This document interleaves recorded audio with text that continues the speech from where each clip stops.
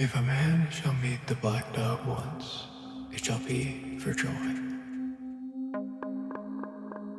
Twice for sorrow, and 3 times he shall die.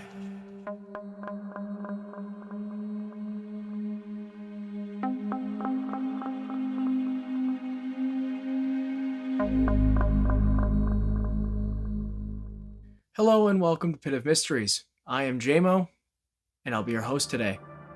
The topic of today's video is of a legend that comes from Meriden, Connecticut, in the New Haven County. Specifically, the hanging hills that reside in this town.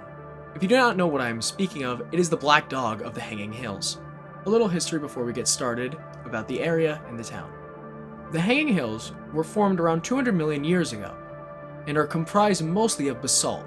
These hills were formed by, in the most simple terms, the rifting apart of North America from the Eurasia and African continents. This rifting caused the buildup of rock and layers of sediment. These layers eventually faulted and tilted up. Over time, water and wind took their toll, and here we are now. These hills are a sub-range of the Metacomet Ridge that spans from Long Island Sound to the lower tip of Vermont. They are also a sub-range of the Appalachian Mountains. The local native tribes were the Quinnipiac and Medibesset tribes. Now, I am not going to say anything about their culture or their stories, because I don't really know that much about them. I didn't really go into research, and I don't feel that I would be good at telling their story. If you want more information, please go and look. However, I am not going to speak about their customs or culture here. These hills straddle about 3 towns. However, they mainly reside in the town of Meriden, Connecticut. Meriden was founded in 1806 with about 1,000 residents, and shortly after its founding, began to be a producer of silver items, and this gave the town its nickname of the Silver City. Around the turn of the century, a local businessman named Walter Hubbard donated a park to the city. The park, which is named after him, was given to the city on the condition that it remained free for public use. However, he didn't just donate a plot of land. He built up the park, spending over $500,000 of his own money, and hiring the designer of Central Park in New York. The park is about 1,800 acres in size, and has remained popular since its opening.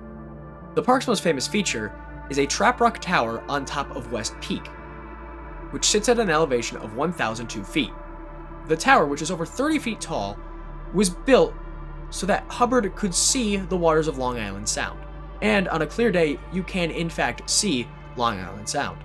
The park has plenty of room for recreational activities. It has a playscape, 2 lakes on it, and a outside auditorium of sorts. Now onto the main topic of the video, the black dog.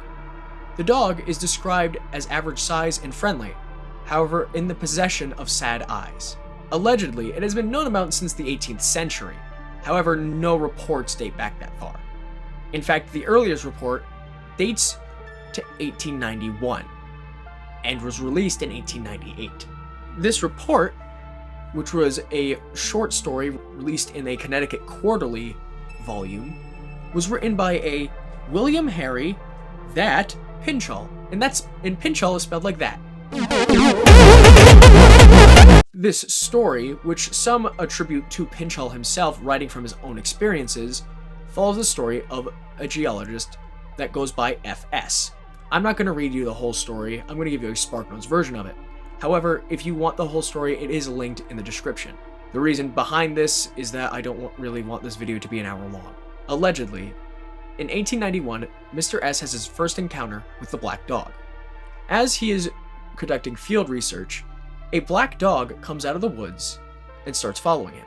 He remarks that the dog makes no noise as it walks, and makes no noise when it appears to bark. The dog follows his horse and carriage throughout the day, and he remarks that it was rather joyful. As the day comes to a close, and he is coming back the way he came, the dog walks into the woods and disappears. 3 years later, Mr. S is in the area again, with his friend Herbert Marshall. He tells Marshall about his encounter with the black dog, and Marshall tells him about his 2 encounters with the black dog. Marshall then jokes or warns, about the dog's rule.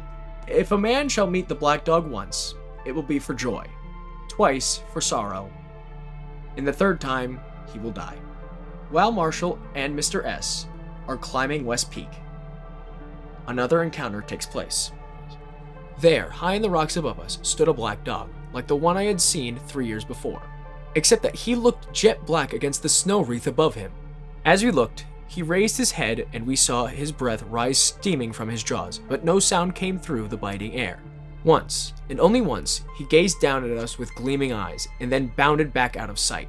I looked at Marshall. His face was white, and he steadied himself against a rock.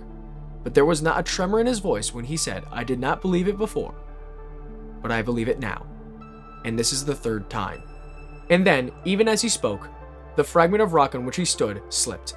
There was a cry, a rattle of other fragments falling, and I stood alone. Mr. S fled to the town below and told them about his encounter. As they went to retrieve the body, they found a black dog sitting next to it, but as they approached, it bounded away. 6 years later, Mr. S seems to have a mental breakdown. After all of this time living in fear of the black dog, he accepts his fate and returns to the hills, disappearing into them. His body is later found in almost the exact spot Herbert Marshall was.